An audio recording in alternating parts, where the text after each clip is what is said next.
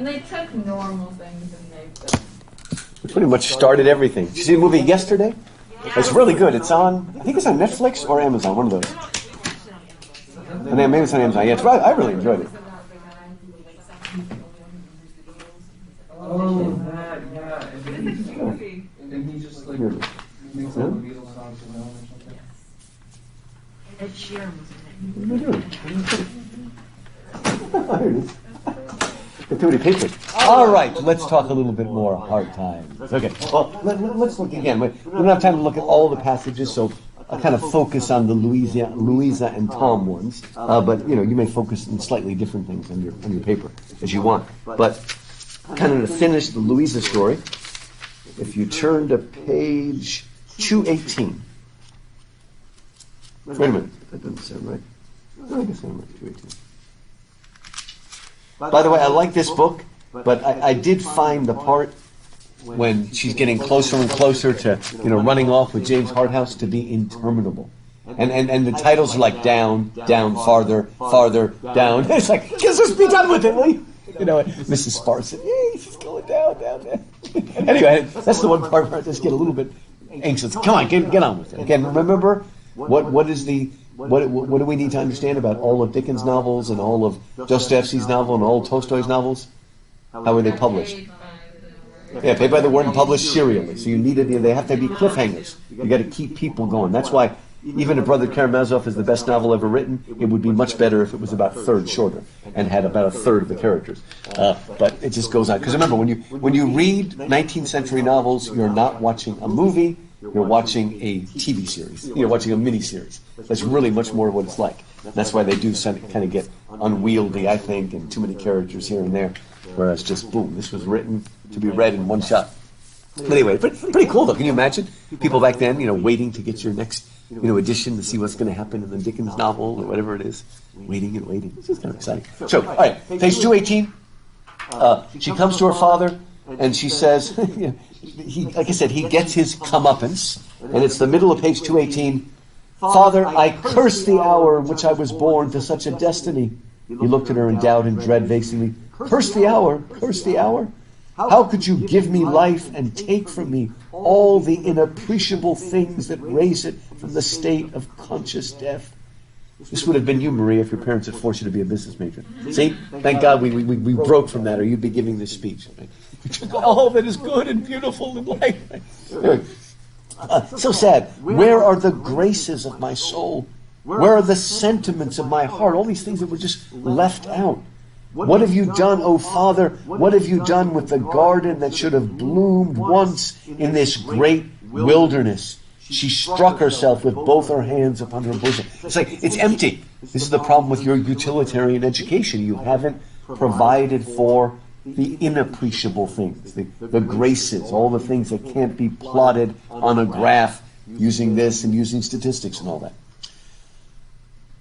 If it had ever been here, its ashes alone would save me from the void in which my whole life sinks. I told you, think of John Stuart Mill having that nervous breakdown.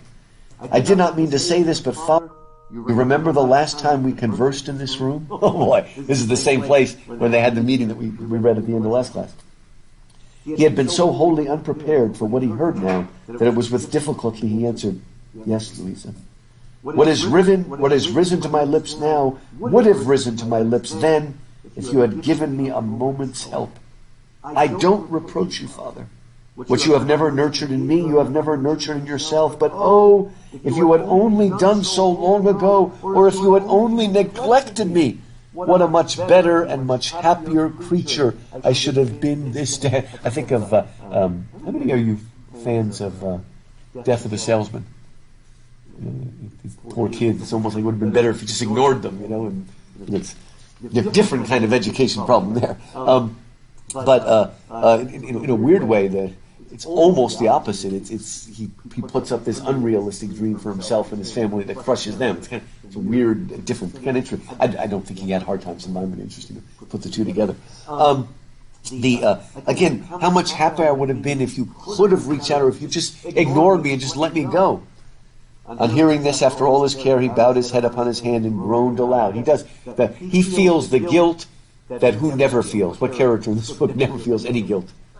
It's Bounderby. Okay, I guess Bitzer maybe too, but Bounderby, well, Tom too, but specifically Bounderby, no guilt. Right? Father, if you had known when we were last together here what even I feared while I strove against it, as it has been my task from infancy to strive against every natural prompting that has arisen in my heart, if you had known that there lingered in my breast sensibilities, affections, weaknesses, capable of being cherished into strength, defying all the calculations ever made by man, and no more known to his arithmetic than his Creator is, would you have given me to the husband whom I am now sure that I hate? Okay? If you'd looked at, Dickens actually slips there because that does not sound like Louisa speaking. It sounds like the narrator speaking. But it's still a powerful metaphor that's being used here. He said, no, my poor child. Would you have doomed me at any time to the frost and blight that have hardened and spoiled me? Would you have robbed me for no one's enrichment, only for the greater desolation of this world, of the immaterial part of my life, the spring and summer of my belief, my refuge from what is sordid and bad in the real things around me, my school in which I should have learned to be more humble and more trusting with them, and to hope in my little sphere to make them better? You see, utilitarian education is not exactly anti-religious. It's just that religion is irrelevant. Okay? It's been left to feeling, and we're not dealing with feeling. We're not dealing with emotion. We're just dealing with fact and reason and all of those things. He says at the bottom of the page, I never knew you were unhappy, my child. Father, I always knew it. In this strife I have almost repulsed and crushed my better angel into a demon. What I have learned has left me doubting, misbelieving, despising, regretting what I have not learned, and my dismal resource has been to think that life would soon go by, and that nothing in it could be worth the pain and trouble of a contest. Her strategy was, what does it matter? Life is short. That's kind of sad. Right? You're just marking time and not moving forward. What can I do, child? Bottom of the page. I am coming to it, Father. Chance then threw into my way a new acquaintance, a man such as I had had no experience of course she's talking about James Harthouse, used to the world, light, polished, easy, making no pretenses, avowing the low estimate of everything that I was half afraid to form in secret, conveying to me almost immediately, though I don't know how or by what degrees, that he understood me and read my thoughts. I could not find that he was worse than I. There seemed to be a near affinity between us. I only wondered it should be worth his while, who cared for nothing else, to care so much for me. Again, he feels like you understand me. Okay, this is kind of simplified, but if a father never ever tells his daughter that she's pretty or that she's special or that he loves her, the very first guy that comes along and says those things, she may very well run off with them. Okay, again, you haven't. She's not been fortified against anything. She doesn't understand her own heart.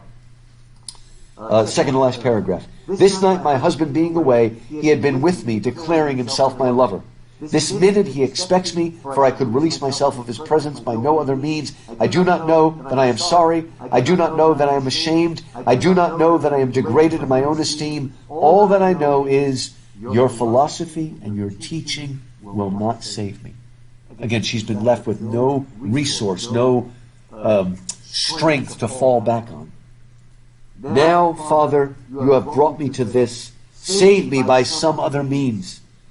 He tightened his hold in time to prevent her sinking on the floor, and she cried out in a terrible voice, I shall die if you hold me. Let me fall upon the ground. And he laid her down there and saw the pride of his heart and the triumph of his system lying an insensible heap at his feet. Was it Abigail that said that? No, you said that. What's a sensible heap? It wasn't me. Oh, it was you. I thought, yeah. What's the I like it. What's the sensible heap? And then notice, end of the second part. In other words, now sowing and reaping. Okay, what was sowed has been reaped, and then we'll see, garnering, putting it in the barns. What the final end will be. But it all builds up to this moment when he's like, oh my gosh, this is the upshot of my experiment. I don't think it worked well. Wow. Okay. Now turn ahead to page 226. Notice that this chapter is called Another Thing Needful. Right? There is more than one thing needful. Again, very, very clever reference to the story of Mary and Martha. And it's in Luke somewhere, Luke 10 maybe, the story of Mary and Martha. Okay, about 2/3 of the way down the page. It would be hopeless for me, Louisa, to endeavor to tell you how overwhelmed I have been, and still am, by what broke upon me last night. The ground on which I stand has ceased to be solid under my feet. The only support on which I leaned, and the strength of which it seemed, and still does seem, impossible to question, has given way in an instant. I am stunned by these discoveries. I have no selfish meaning in what I say, but I find the shock of what broke upon me last night to be very heavy indeed. He's slowly starting to realize it. She could give him no comfort. She had suffered the wreck of her whole life upon the rock. I will not say, Louisa, that if you had by any happy chance undeceived me some time ago, it would have been better for us both, better for your peace and better for mine. For I am sensible that it may not have been a part of my system to invite any confidence of that kind. I had proved my system to myself, and I have rigidly administered it, and I must bear the responsibility of its failures. I only entreat you to believe, my favorite child, that I have meant to do right. Can you imagine any politician, whether it's Trump or Biden or any of them, even making any kind of admission like this? It's amazing. I can't imagine any of them on any side, right? I mean, it's like, wow. But again, he's not a simple villain. He is able to admit, but he doesn't understand why, but now he's open at the end of his life. And there will be a kind of conversion here. It will come too late to save his daughter. It will come more or less too late for him, certainly too late for his son. And again, his younger kids have hope because of Sissy. And remember, that was the one real charitable thing that Gradgrind did. And it becomes the seed that, that brings light and joy to the whole family, even to his own wife before she dies. Now, Dickens comments, he said it earnestly, and to do him justice he had, engaging fathomless deeps with his little mean excise rod, and in staggering over the universe with his rusty, stiff-legged compasses. He had meant to do great things. Within the limits of his short tether, he had tumbled about, annihilating the flowers of existence with greater singleness of purpose than many of the blatant personages whose company he kept. The very fact that he is so good and sincere almost makes him more dangerous, because he thinks anybody that's into classical Christian education and all this sort of stuff, who is the big bad guy that we don't like from American history? You know what famous educator who certainly thought he was doing good? If you're in John, I wonder if you've heard about this. Dewey, John Dewey. You ever had people criticize him? He's kind of like homeschoolers too. The name he was the one that he's the one who use education to socialize people and all that sort of. And again, from his point of view, he was, oddly enough, he was a disciple of Darwin, but he was also a disciple of Rousseau, which are almost opposites. One is like survival of the fittest, the other one, man's by nature good. But anyway, somehow he put it together and thought that we could, perfect people and use education that way.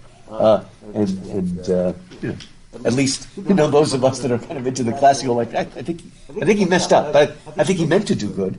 I don't think he meant to be a villain, like I'm going to tear everything down or something like that. Maybe Marx thought he was a villain, maybe even Freud, but I think he probably was a little more sincere about what he tried to do. And look at the very middle of page 227. He says, I come to the conclusion that I cannot but mistrust myself. That's a good beginning, right? Being able to say, I don't know, I think I've messed up, but I'm not sure what. And to be able to learn again, what is that about? Hard to teach old dogs new tricks, but you got to learn all over again. Right? Not easy. Man, they worked me hard. I don't do this in my class, but now in my liberal arts core classes, I give out a study guide. I never did that before. It's like, well, come on, these are college students, but it's like, well, college has changed. Okay, so you give them back. And even I was a little harder on you guys, but I still told you what I was going to choose from and things like that. Trying to make it a little bit easier. But look at page 228. Again, he realizes what needs to be done, but he can't quite do it, but he's starting to understand. Second paragraph. Some persons hold that there is a wisdom of the head and that there is a wisdom of the heart. I have not supposed so, But as I have said, I mistrust myself now. I have supposed the head to be all sufficient. It may not be all sufficient. How can I venture this morning to say it is? If that other kind of wisdom should be what I have neglected, and should be the instinct that is wanted, Louisa, again, he can't quite finish it, but he's understanding that there may be something more. Right? Wow. And then Sissy comes in. How many of you found that so tragic that she was such good friends with Sissy? You understand what breaks, well, it's from Louisa's side, what breaks their friendship? Do you understand what it was? Why did Louisa sort of turn against Sissy and turn cold to her? Do you understand what happened? They were in the room together, and when they announced that Louisa is going to marry Bounderby, Sissy just almost involuntarily turned like that, like, how could you do that, right? And from that moment, Louisa's cold to her and different to her. And, I didn't think about that. That is true. Huh. That's she can't understand why. It's so funny. Have you ever seen a movie called Bride and Prejudice? It's the Indian version of Pride and Prejudice. It came out like 10 years ago. But it's really cool. And it's really funny because they really make it believable because, the one that marries the annoying preacher guy. But in this, the pretty Indian girl marries the sort of nerdy guy, And, I'm happy. Look, I've got a good life. It's just interesting, and they tried to update it. And I think it works. It's not a bad movie, actually. Bride and Prejudice. It's kind of funny. I can't remember if they have any Bollywood dances at some point, but it's really more serious, But, maybe it works, because they're a more traditional society. In some ways, they're closer to old England than England is now, in some ways. But again, that's the thing. That's when she turned. Let me go. Passage if I can find it. Here it is. It's on page 107 if you want to underline it. It's the very last paragraph on 107. When Mr. Gradgrind had presented Mrs. Bounderby, Sissy had suddenly turned her head and looked in wonder, in pity, in sorrow, in doubt, in a multitude of emotions towards Louisa. Louisa had known it and seen it without looking at her. From that moment, she, Louisa, was impassive, proud, and cold, held Sissy at a distance, changed to her altogether. And, there are some people that cannot stand anybody pitying them. It makes them really, really angry, brings out their pride and arrogance. Don't you pity me? Right? And you see that. And usually I think of it as guys, but girls do it too. I guess maybe the girls don't say it. The guys will say, don't pity me, and get mad. The girls may not say it, but they feel it. Okay, and they can have that same. What's that? Maybe they internalize it. Oh, yeah, that's true. I think about that. It's like that. Don't. It's like the whole thing, is it similar with like Stephen Blackpool and the culture of not accepting charity? Yeah, that's true sometimes, yeah. There's a little bit of pride there. Yeah. Why would you think it was unchristian to accept charity? Yeah, that's true. At the very least, think of it as how much good you're doing the other person by allowing them to practice love. That's true, yeah. No, you're right. That is so. You do see that. And it's like we go from one extreme to the other always, right? But you're right. That is kind of a pride. That you think that's humility, but in some way it's pride. Because right, Christianity is all about grace, I mean, there's some aspect of it where it's like intentionally trying to be like smart financially or wise. Like, right. I won't put myself in debt. There's another thing to refuse to accept grace when it's offered. And that's very dangerous. It is dangerous. Now, sometimes, first of all of us can tell when the person's sincere or they're patronizing us. And we can always tell. But they're not always patronizing. Sometimes they're sincere. And you're right, we've got to...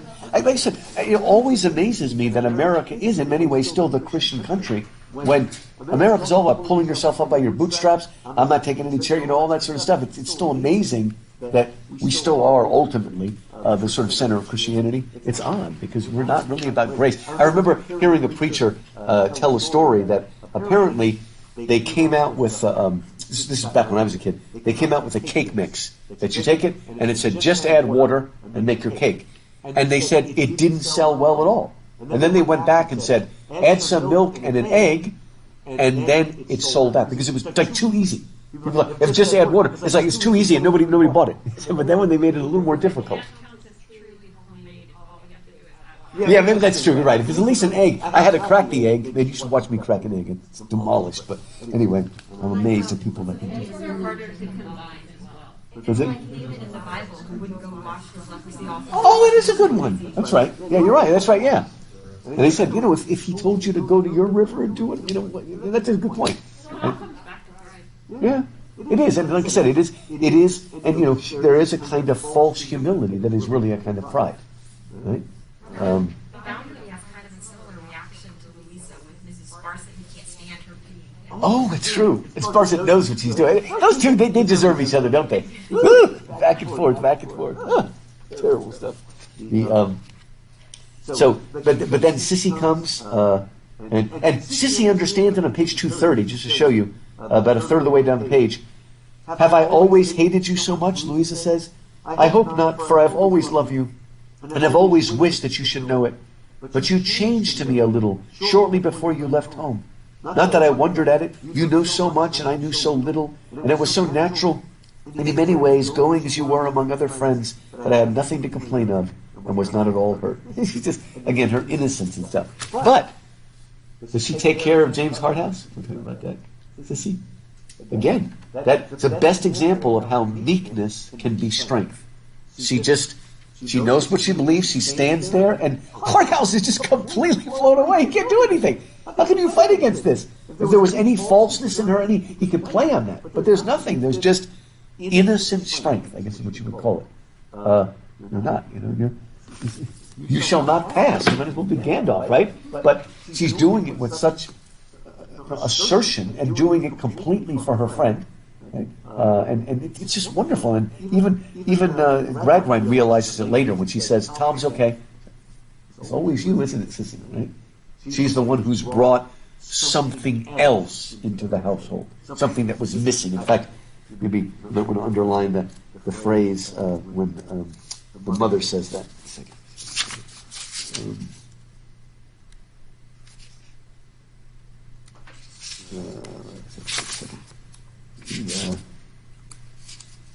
Here it is. It's on page 203. If you want to underline it. It's about 2/3 of the way down the page. It's while Mrs. Gradgrind's on her deathbed, and she says, but there is something, not an ology at all, that your father has missed or forgotten, Louisa. I don't know what it is. I have often sat with Sissy near me and thought about it. I shall never get its name now, but your father may. It makes me restless. I want to write to him to find out, for God's sake, what it is. Give me a pen, give me a pen. Poor feeble lady. It's page 203. It just sort of disappears. She's missed it. But look what happens to Gradgrind. He does. Page 278, kind of to show you what Gradgrind learns. 278, middle of the page. But in the morning he, Gradgrind, he appeared at breakfast at the usual hour, and took his usual place at the table. Aged and bent he looked, and quite bowed down, and yet he looked a wiser man and a better man than in the days when in this life he wanted nothing but facts. Before he left the room, he appointed a time for them to come to him. So we would say a sadder but wiser man. Oh, did we read that phrase? Sadder but wiser man? He woke the morrow morn. He went as one who hath been stunned and is of sense forlorn. A sadder and a wiser man, he woke the morrow morn. It's the ancient from Ride of the Ancient. Yeah, it's the very last stanza of that. It's about the wedding guest who's sadder but wiser. Remember that? Feeling sadder but wiser. And then look what happens to him at the very end. Look at page 298. He's just sadder but not wiser. Can you identify this quote? Thou shouldst not have grown old before thou had grown wise.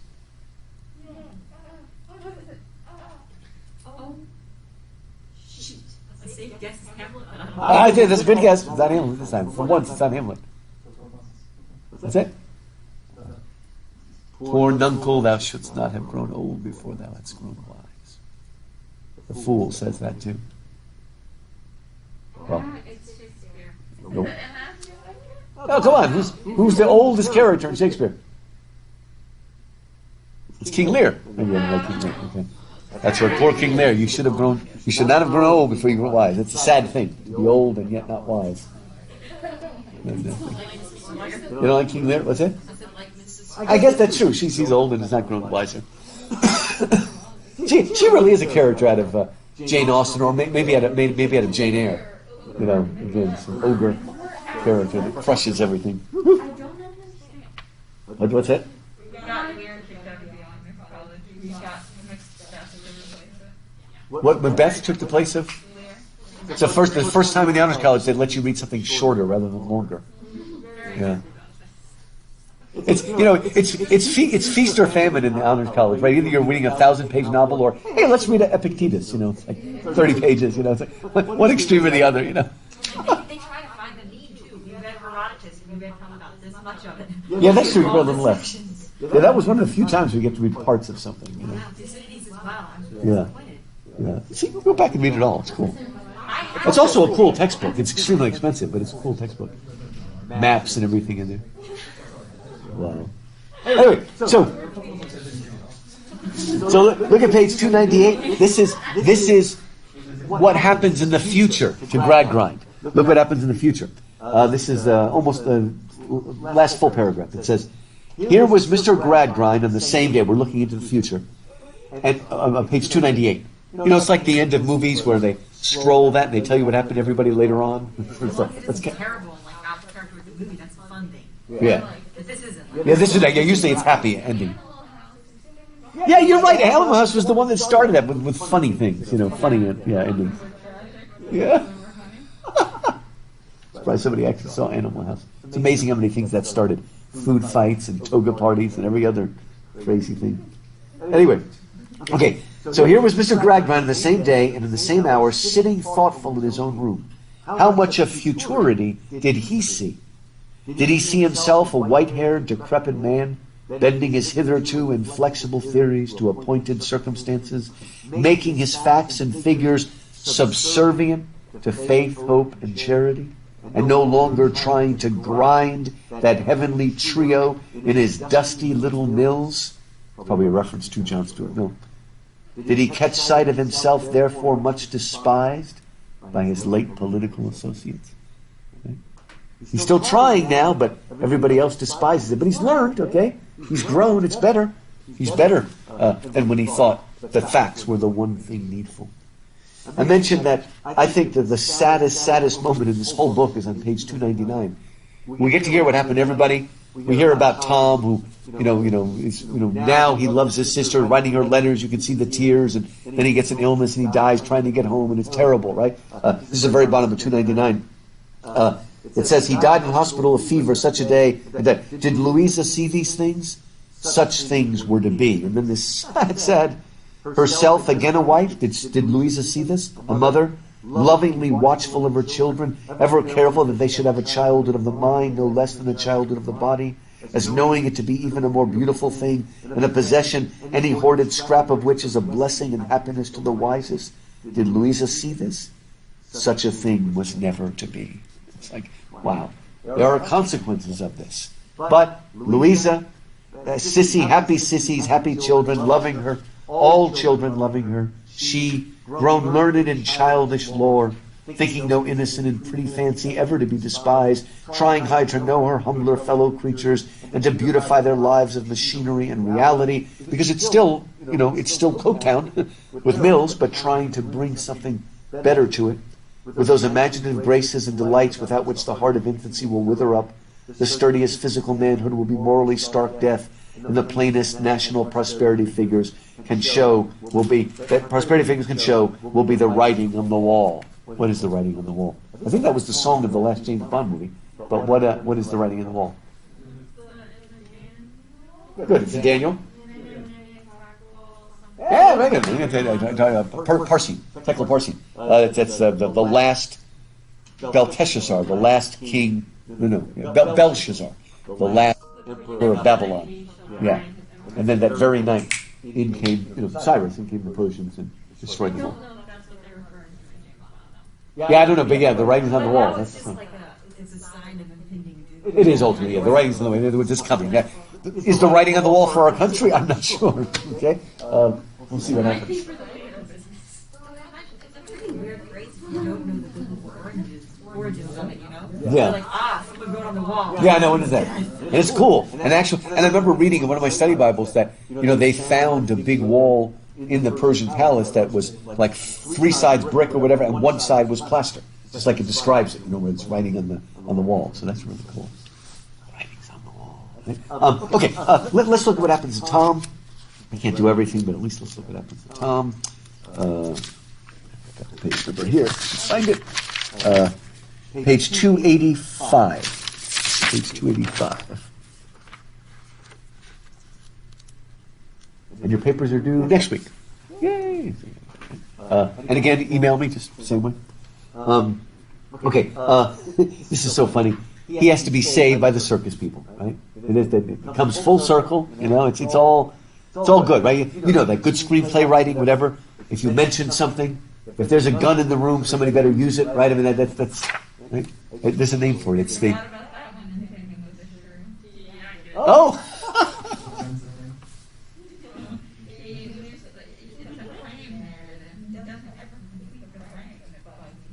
Oh, yeah, you're right. That's true. It's like, wait, what's going on? We just forget about everything. That is odd. Yeah. That's right. It does have that strange frame. I've forgotten that. That's not usually in the movie. If you like Taming of the Shrew, make sure you see Richard Burton and Elizabeth Taylor made a version. That's kind of fun. It's colorful and loud and stuff. Franco Zeffirelli directed it. It's a lot of fun. Same guy that did the Romeo and Juliet with the actual young actors in it. Really young. So he has to be saved, and on page 285, look how he's dressed up so they can spirit him away from the country. Second last paragraph, in a preposterous coat like a beetle's.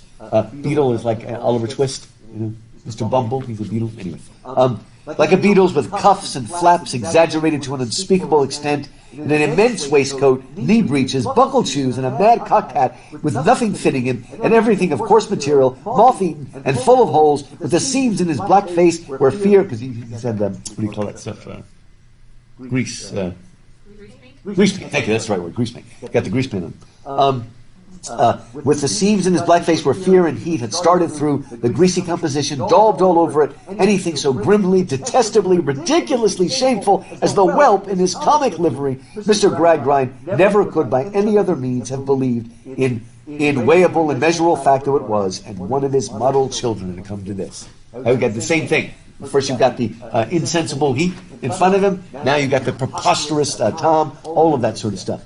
And he goes to him and explains, what did you do? And he does confess on page 286 how he forced the lock and all that sort of stuff. And then his father says, about a third of the way down the page, if a thunderbolt had fallen on me, it would have shocked me less than this.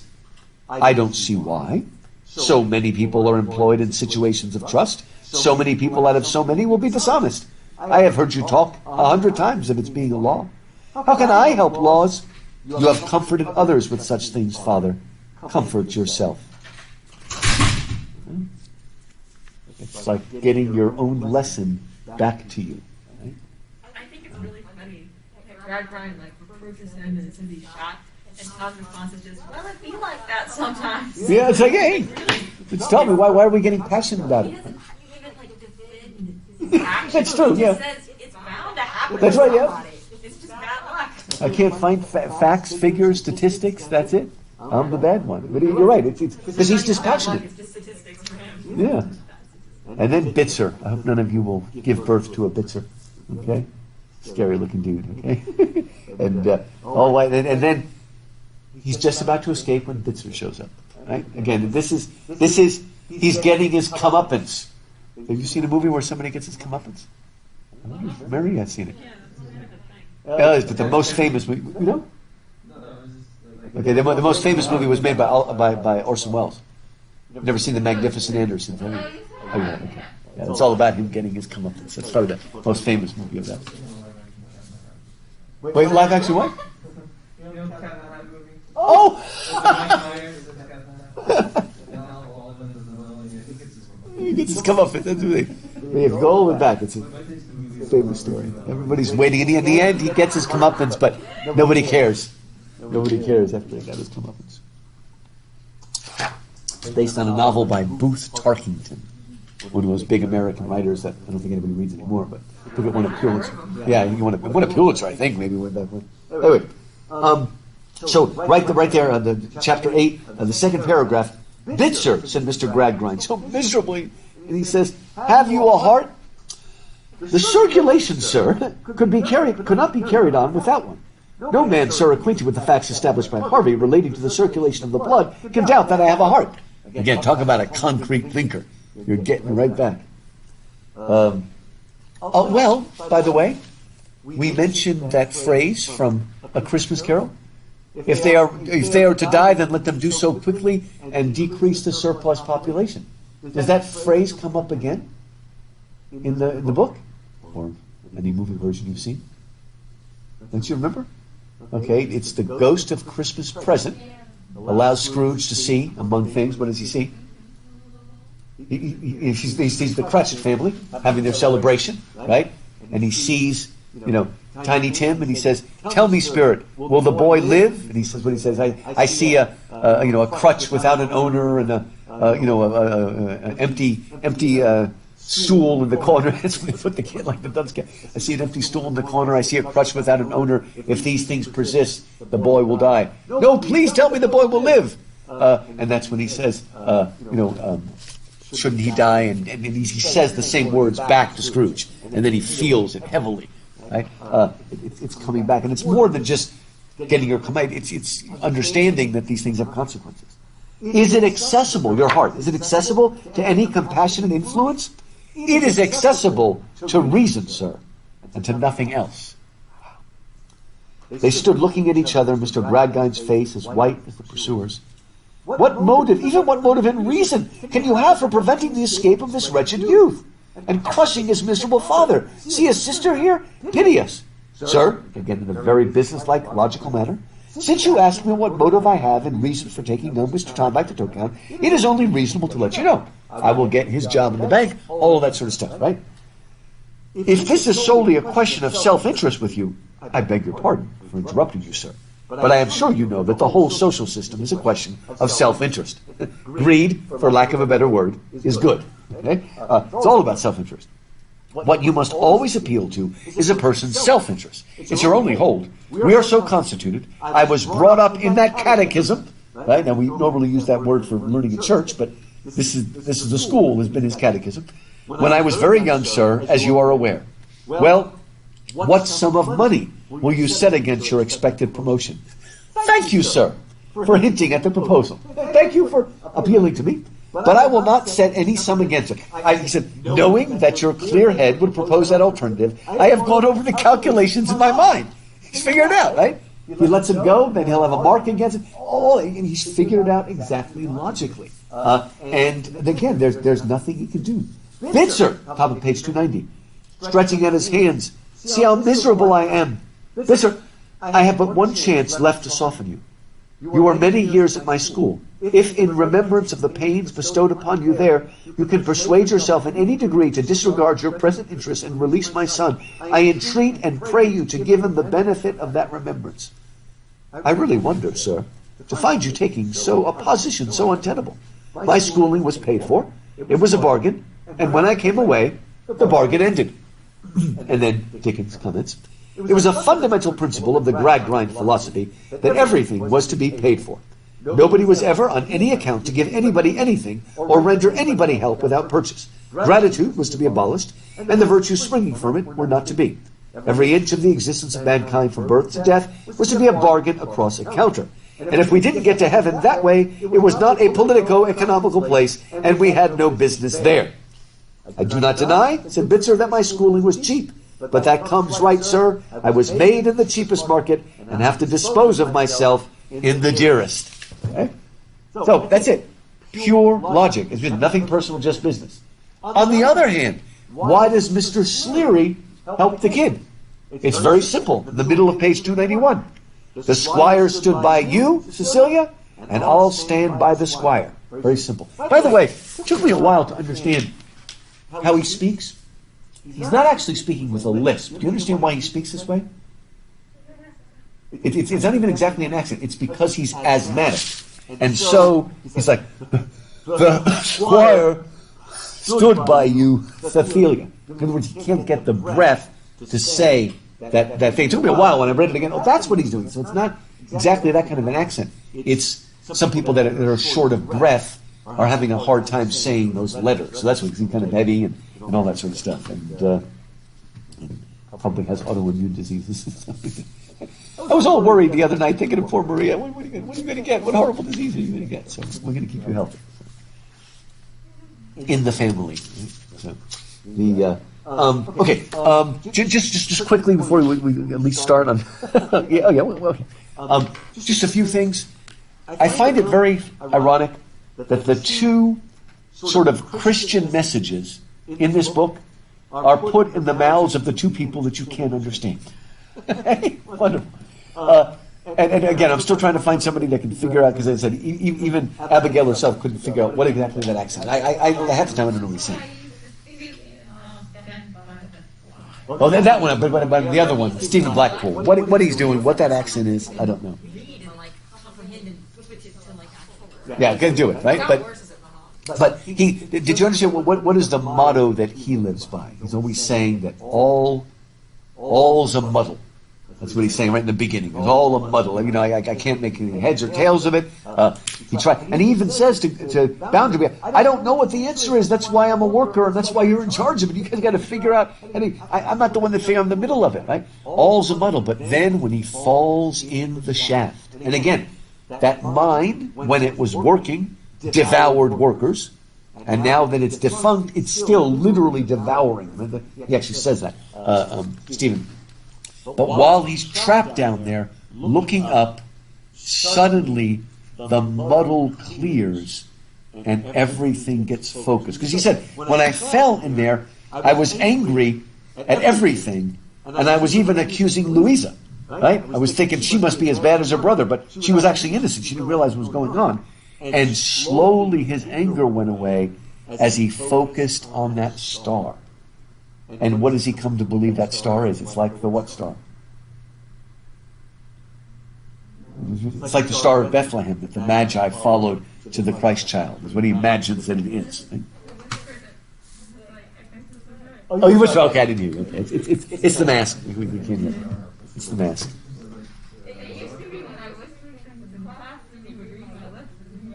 Then I can know, yeah. Well, sometimes when I would visit the honors college, I would, go sit over by Maria, and they would ask a question, and she would get the right answer, but nobody heard her except me because I was like next to her.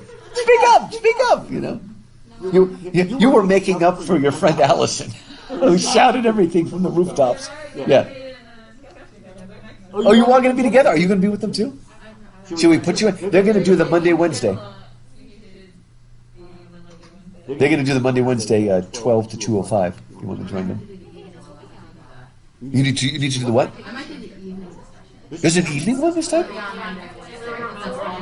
Oh, there's for remote. I didn't even see that listed in the thing. Oh, okay. Oh, that's interesting. Huh. I don't know. Hope we've scared away the people that weren't in the honors college, you see. Hopefully they're coming back. Oh, Sophia's okay. Oh, I'm sorry. Sophia, Ashley, Sophia is who I meant. Yeah. Her name is also Ashley. Oh, that's true. This is Ashley. Okay, wait.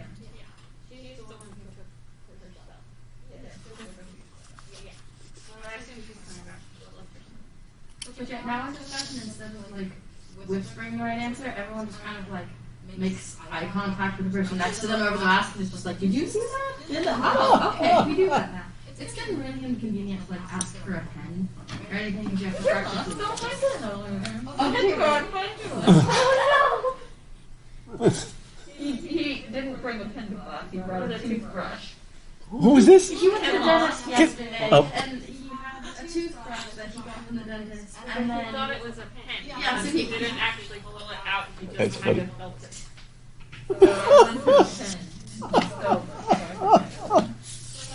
Can't have blood. That was give you the toothbrush. Anyway, okay, and then one other, again, the other answer to this is what the Squire says. It's on page 295. I'm not the Squire, it's what Sleary says. He says, again, it's amazing about dogs, somehow it knew that its owner died, and that's how, that he tells Gradgrind, but doesn't tell Sissy. So she still has that hope. But he says, I know he's dead, because and the dog somehow found us. How does the dog do that? But then, because they're actually a little bit outside London at this point. They're not right there. So yet it found them. And he says, I'll try to speak it straight. It seems to present two things to a person, doesn't it, Squire? Said, musing as he looked into the depths of his brandy and water. This is like Bolston wisdom. Anyway. Oh, sorry, page 294.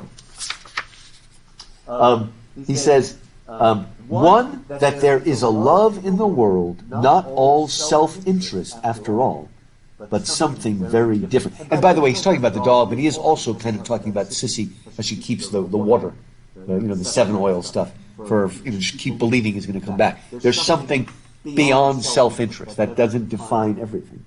The other, that other thing, love, has a way of its own of calculating or not calculating, which somehow or other is at least as hard to give a name to as the way of the dog is. And do you know what? Do you remember what Sleary's other motto is about people?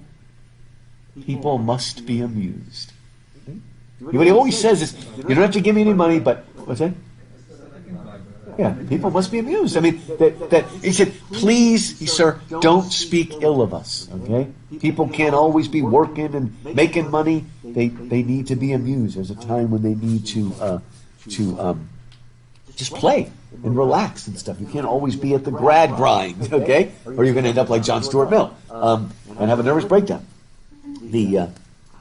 So anyway, I think it's a neat novel. Okay, again, it's like I said, some people might think it's too didactic. It's pretty on point, but I mean the characters are neat. Like I said, I still don't know if I fully believe in Stephen Blackpool and Rachel. I think it's just too good to be true. But Rachel, you've met people like Rachel, and did you understand the last time we see her in the future?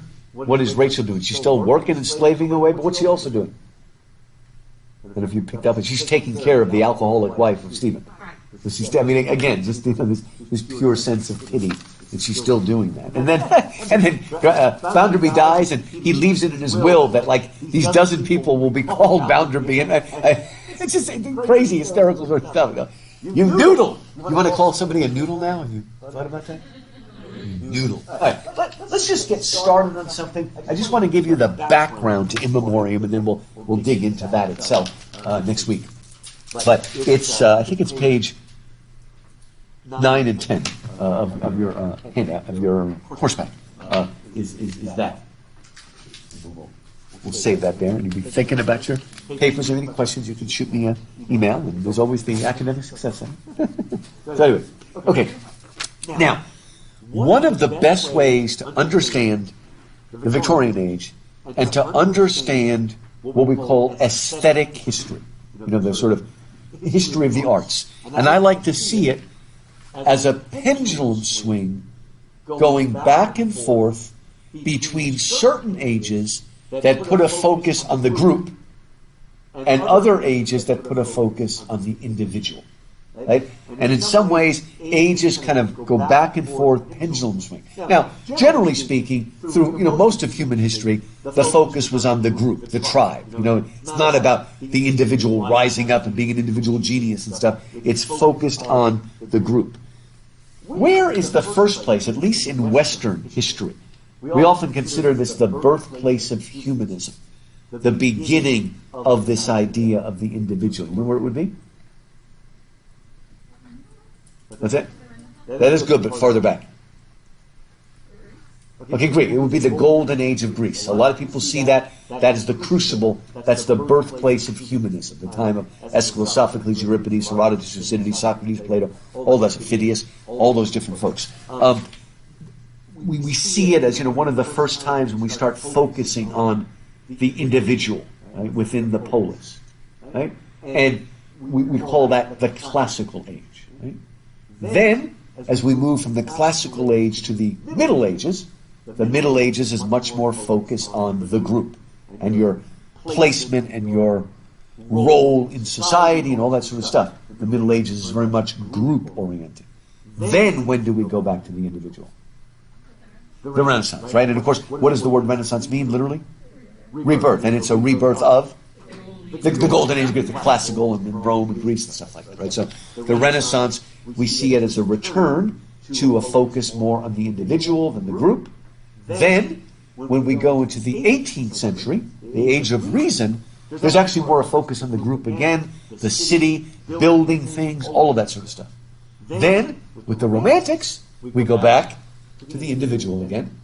Then with the Victorian age, we move back to the group, back to the city, back to people working together to build utopia and all that sort of stuff. Then, I would suggest we go back to the individual in what's the period that F. Scott Fitzgerald gave a name to, Maria? The Jazz Age. Okay, some people might see it right after World War I. Things went pretty wild, and all that sort of stuff. Boom, and then it crashed, right? And then, particularly in our country, the Depression followed by World War II is very much a focus on, and then even to the 50s with the homes and stuff, is a focus on the group again. And then when does America go back to the individual with a vengeance? Maybe the 60s, right? The 60s and 70s, where we're going back to that. And whether or not, are we moving back to an age of groups? Does your generation want to have groups again? I don't know. We'll see. Yeah, you do want to have groups. They're called Facebook groups. Yeah, really. Yeah, that's true. Yeah, maybe a different kind. Actually, you're right. They swing back and forth.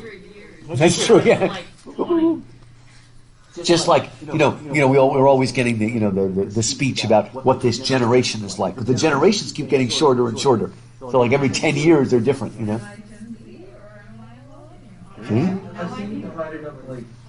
don't want to be called a Zoomer. Yeah, no. Like Zoomer is the name they give to the youngest. Would they be the people that?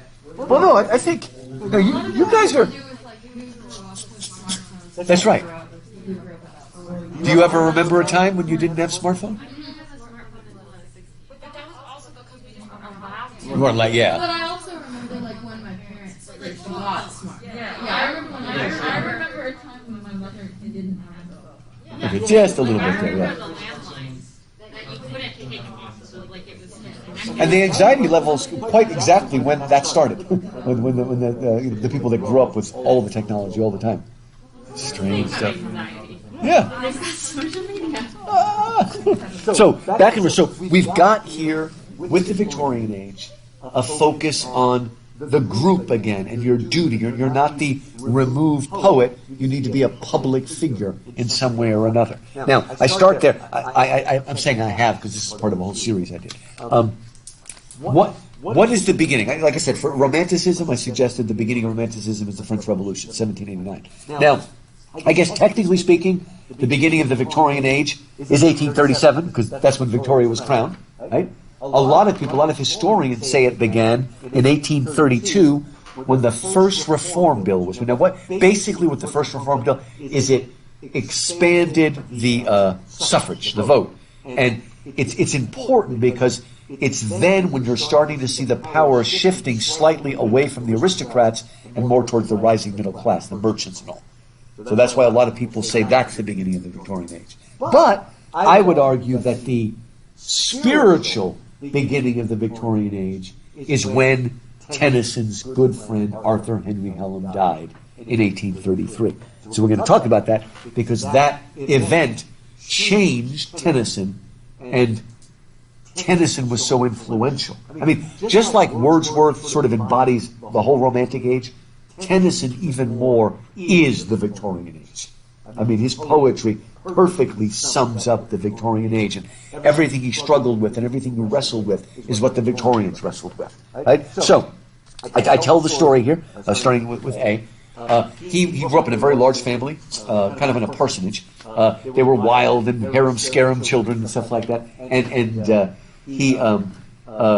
he was always a very shy kind of person. He was always very tall and stuff. And they said he was extremely nearsighted, so he would like put his face right up to flowers to see them and stuff like that. And he, again, that's it. If he didn't have allergies. Yeah, well, that's true. I guess he'd been in big trouble. See, that's like me. With all my allergies, I might end up being the boy in the plastic bubble, except for the fact that I would be allergic to the plastic bubble. So I'm really in trouble there. There's nowhere to go, right?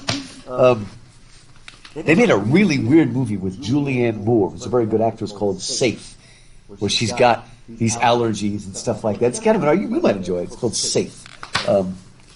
Except I didn't like the ending, because after they went to all of this, at least the way I read the ending was, it's all in her mind. Okay, thanks so much for everybody who's got allergies.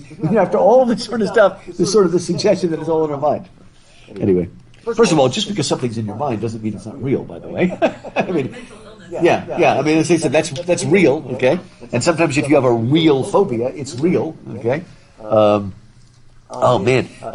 As I get older, more and more I can't deal with heights. And my mother, I realized later this happened to my mother too. Like, I'm fine driving, but if you ever go to a place where the overpass is just super high, I do. I've got to drive like an old man. This is how an old man drives. Just looking straight forward, not looking side to side. And I embarrass my kids so much because I took them to Stone Mountain.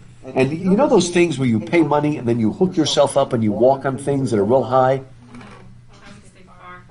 I don't know if you've ever seen that. This is a big thing for kids. And so I don't know what they're called, but I went on it. And, I wasn't that high, maybe 20, but it's like, I just stopped. And it's like, I can't move. And I said, you've got to let me off. And so, keep going, sir, you're fine.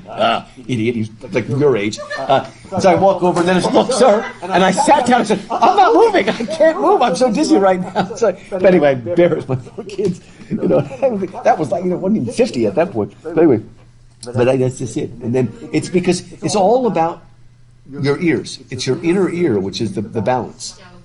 Yeah, the water and stuff like that. Yeah, that's what happens to get knocked out. That's why if you've got problems, never blow your nose where, how you want to like hold one side of your nose and blow real hard.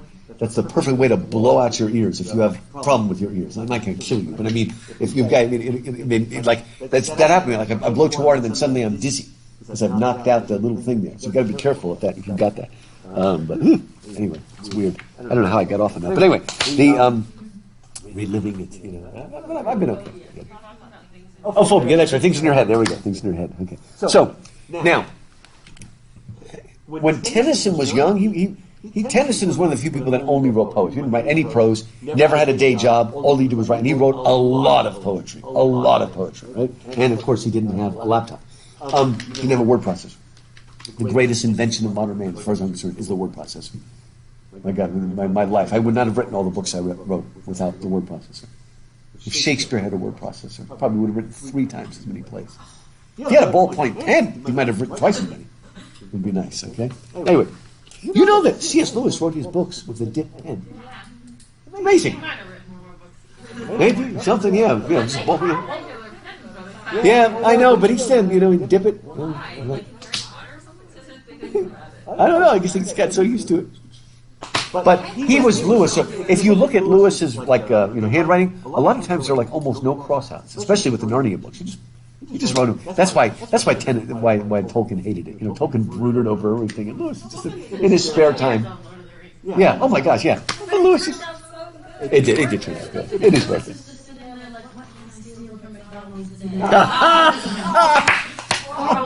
Very good. You're right. From all of them. It's true.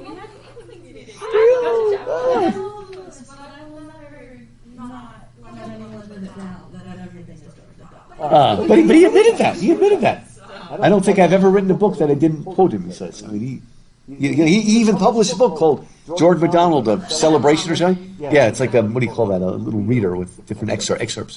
Anyway, so if it wasn't for the death of Tennyson, the death of Hallam, Tennyson would have been a romantic poet, because his early stuff is very romantic, very much modeled on John Keats. That was sort of his hero. And there's some good poems, like The Lady of Shalott and all, right? But he would not have become the Tennyson we know if he didn't change because of what happened. Now, I don't know if this happened to you, but he was so lucky to get Hallam as his friend. I don't know, maybe it's like you and what's her name, Jade, or something like that, right? You still talk to Jade? Okay. Tell her to visit. I haven't seen her in ages. Yeah, she's busy with work. Oh, it's okay. I went on a double date with her. Oh, okay, that's good. No, like 6 months ago. Okay, and so that's okay. Yeah, we talk almost every day. Okay, keep an eye on Jade. She can visit us. And she's the only one that can, keep, Snell in line. But anyway, what's that? What's the secret? Oh, yeah, I know it's a secret. But anyway, so Hallam was the perfect friend that a shy person needs, because Hallam helped bring him out of his shell. He got him. They started this group that met together called. Where is it? It's a number 5. They called themselves the Apostles, and they got together and they discussed the issues of the day. And at first, Tennyson said to Hallam, "I'll only join if you promise me I won't ever have to speak up." And he promised him, and then later on he did. Hallam read his work, appreciated his work. I mean, perfect. And then they even went on walking tours together. Like you go to the Alps and walk over the Alps. They do all this stuff, just like Lewis, just like Wordsworth and Coleridge did. And to make it even sweeter, Hallam was engaged to Tennyson's sister. So they were about to become brother-in-laws. Everything's wonderful. The world's, he's coming out of his shell, all that sort of stuff.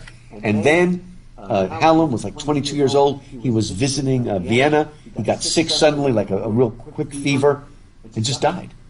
Boom. And Tennyson was absolutely devastated. His whole family, of course, was devastated. But he just couldn't get over it. And the only way he could deal with it is he started to write poems. He would call them the Hallam poems. And he didn't show them to people. He was writing other poetry that he was publishing. But meanwhile, for like the next 10 years, in like a notebook, he just kept writing these. And he never intended to publish them or anything. It was his grief therapy. It was his way of dealing with grief. But after a while, he realized he'd written so many that maybe I need to put this together in a book. And he sort of arranged it and stuff like that. And then he added a prologue and he added an epilogue. And in 1850, 1833, 17 years later, he published it as In Memoriam. And it was like an overnight success. And the reason why it's so powerful is because he wasn't writing it for publication. In other words, we're getting his white-hot grief coming out. And so it is sincere in a way that another book would be more like, looking at it, right? Now, does this remind you of a book by C.S. Lewis? A Grief Observed. He went through almost the exact same thing. Yeah. Oh, yeah. Oh, wow. It's amazing. And then Lewis certainly had that in mind. And that's why, Lewis, after his wife died, he kept a notebook, prose, of course, not poetry, but he kept a notebook, really not intending to publish it. And even when he did publish it, he published it anonymously. Right? And it did pretty well, and then later on his name was... I don't think his name was actually put on until after he died. But it did well even by itself. And again, it's because it's so honest, such an honest wrestling, that those are two of the best books ever written for grieving. Give somebody Grief Observed. If they're an English major, you can give them In Memoriam. So a little bit harder to make your way through. But it was an overnight success, and what's wonderful about it, and that's basically what made him the poet laureate. He was so lucky. He publishes this super successful thing in 1850, and that's the same year Wordsworth died, who had been the poet laureate, and then he became the poet laureate for a long time until he died. Right? And probably the greatest compliment In Memoriam's ever received is Queen Victoria. Most of you know that Victoria and Albert were like super duper in love, they sort of arranged, but they had all these kids and stuff. And then she said to him, "Next to the Bible, In Memoriam is my greatest consolation." How do you like that coming from your queen, right? And I mean, seriously, if you were living in 1850 and you went to church, there's a good chance your preacher would be quoting In Memoriam in the sermon. I mean, it's everywhere, right? I can't remember, it probably was an Episcopalian. I remember looking at a hymnal once and I saw something from In Memoriam that had been set to it. We'll find it again. Almost surely it must have been Anglican. But anyway, it's an amazing sort of stuff. Now, okay. What's amazing about In Memoriam is that it begins as a romantic poem. In other words, it begins as an individual, isolated griever trying to deal with the loss of his friend. And it might have stayed that way. But as he started to write more and more and more, and got a little bit more perspective that he could step back, slowly Tennyson, the individual romantic griever, slowly matures into Tennyson, the wrestler of his age. He starts, in other words, by dealing with individual questions like, will I ever see my friend again? But then he starts to realize there are bigger issues here, that he is a poet after all, and he needs to wrestle on behalf of his nation. Because the whole Romantic age is dealing with issues, I say evolution and creation, okay? This book was published in 1859, right? And actually, most of In Memoriam was written long before 1850. Most of it was probably finished by about 1843, about 10 years. And yet, Tennyson saw where things were going. Next week, we'll see some parts or sections of In Memoriam that deal directly with what we would call evolution, natural selection, but people already saw where it was going. Darwin just kind of put it all together. But he's wrestling with that, the idea of, is our soul immortal? Right? Not just will I see Hallam again, but what about the human species? Will we just pass away? Right? Was it worth it? Progress. Also, as we go through, we're going to see, we can sort of watch as he morphs from a romantic into a Victorian. Then he slips back for a while, and then he becomes. And I always hate to use the phrase that he matures into a romantic, but into a Victorian. But in some ways, that's true. He sort of comes out of himself and starts to realize that he has a role as a poet within society. And in some ways, Tennyson was wrestling with some of these issues before the wider Victorian society did it. And so he moves out of himself on and on and on. Now, letter B or 2B, right? The poet of In Memoriam is supremely a wrestler. I like to call him Tennyson Agonistes. There was this guy that wrote a book called Lewis Agonistes. It's really good. That's my book. Good? I was asking, you said it's odd to say he matures from a romantic poet to a Victorian poet. But you said that he kind of goes from his individual isolation state to being the poet of his age for the world. And so I think, to me, that's kind maturation. of what the later romantics were craving, right? With like Shelley and stuff. That is interesting. Almost can speak for the world. It is odd. I mean, I guess there's a difference. Instead of being a poet prophet, he's going to be more, I don't know, like a civil servant. I mean, the poet prophet is still sort of wild and isolated, where you're right, he is going to be, I mean, a different way, a different kind of prophet, like a political commentator kind of prophet or something like that. You're right, it's a little bit different. He wants to be there, and he realizes he's got like a duty. The Victorians were big on duty, just like the Romans. And by the way, the closest person to In Memoriam, to Tennyson, is actually Virgil. And I'm amazed that two of my favorite books are In Memoriam and Virgil's Aeneid, right? Because both of those books have no comedy and no sex, okay? Which usually are the most important things in life. But I love books that have an elegiac tone. That's why I love Lord of the Rings. There's a sort of sadness, but there's a growth and a maturity. What does it say in the appendix? In sorrow we must go, but not in despair. That's what Aragorn says to Arwen as he's dying in the appendix. Oh,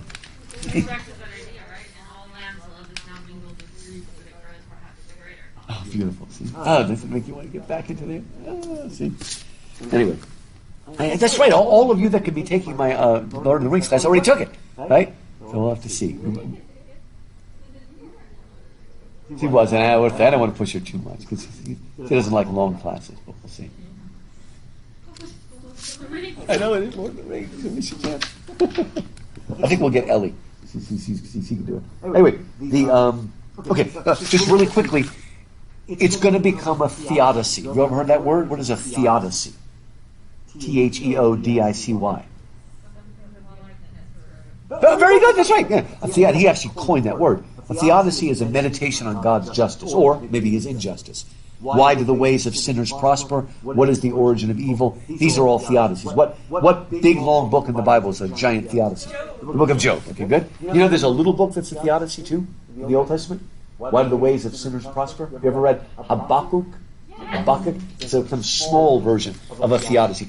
Dante's Divine Comedy is a theodicy. A lot of what Augustine wrote are theodicies, right? Where you're trying to wrestle with this. Now, this becomes a theodicy, philosophical, and if you are Tennyson, you're an English poet, so you need to think of who your predecessors are. And the two previous theodicies were Milton's Paradise Lost, the great epic of the 17th century, right? That deals with, rebellion and struggle, right? Then in the 18th century, Alexander Pope, the probably central 18th century writer, wrote a book called Essay on Man, wrote a poem called Essay on Man. And that is not as exciting to read for most people. Doesn't tell a big narrative story. It's more like a systematic proof of why things are whatever is right, is what he comes to. Everything needs to fit. Kind of like if you ever heard the Great Chain of Being, everything fits. Very 18th century age of reason. And whereas Paradise Lost is written in blank verse, what Shakespeare writes in, it's these flowing epic things. Pope's thing is written in those heroic couplets, rhyming couplets. And, rhyming couplets are beautiful, but they don't really flow, right? They stop, and they stop, It's like you're building up a logical proof. Yeah, that's a good way. Yeah, it's a good way. It is like bullet points, isn't it? And then the 19th century is in Memoriam. And he invents, it's been used before. I think there's a poem by Herbert that uses it, but no one ever used it on a big scale. A stanza that rhymes A-B-B-A. And can't you feel the wrestling in that? It's like from faith to doubt, back to a stronger faith. Right? Wrestling back and forth, back and forth. And so what would the great 20th century theodicy be? I think there's two choices. One is The Wasteland, but I would say that it's actually Lord of the Rings. I think that's the great theodicy, struggling with World War I and World War II, and good and evil and all of those sorts of things. So I think that's the one. And so anyway, that'll give you the background, and then we will jump in. We won't read every single one, although you may want to read them all yourself. Again, it's one of my favorite poems, and it's still full of wisdom. It really is. I was surprised when I was reading it. Oh, good. I'm glad now, because it is.